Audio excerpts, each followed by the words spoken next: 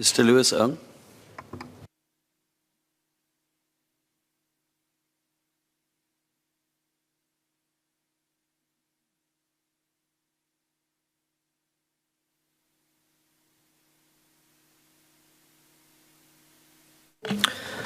So this bill will take a landmark step in providing CFAs between lawyers and clients in certain cases. This will help level the playing field for Singapore lawyers in international dispute resolution and also increase access to justice. I have 3 points of clarification. My first point is about the coverage of the bill's CFA framework. This bill will establish a single framework for CFAs. For a start, it appears that CFAs will be permitted for international and domestic arbitration proceedings before the Singapore International Commercial Court and related court and mediation proceedings. These are likely to be transnational, high-value commercial disputes. The Ministry has indicated that it will continue to study whether CFAs can promote access to justice in other categories of proceedings, including domestic proceedings. But the consideration for cases on the other end of the spectrum, domestic cases involving indigent litigants, will be different.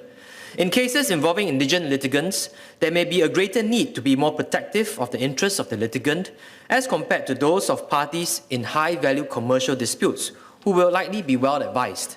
In establishing the overarching framework under the bill, can ministers share what steps the ministry has taken to ensure that the framework is sufficiently flexible to extend to all categories of disputes? The lessons learned from initial applications of the CFA framework to high-value commercial disputes may have limited application to cases involving indigent litigants. How will the ministry study the suitability of CFAs for enhancing access to justice for indigent litigants? My second point is about plans for allowing CFAs to act in international mediation proceedings. Singapore has taken steps to position itself as a global mediation hub. The passing of the Mediation Act in 2017 provided a framework for international mediation in Singapore. The Ministry has indicated that CFAs will be allowed as a start to international and domestic arbitration, certain proceedings in the SICC and related court and mediation proceedings. Can Minister clarify whether CFAs will be allowed to act in international mediation proceedings that do not arise from permitted categories of arbitration or litigation? My third point is about the classification of cases that are transmitted to other forums. It is not unusual for cases to be transmitted for hearings before different forums. For instance, the current rules of court contemplate the transfer of proceedings from the General Division of the High Court to the SICC and vice versa.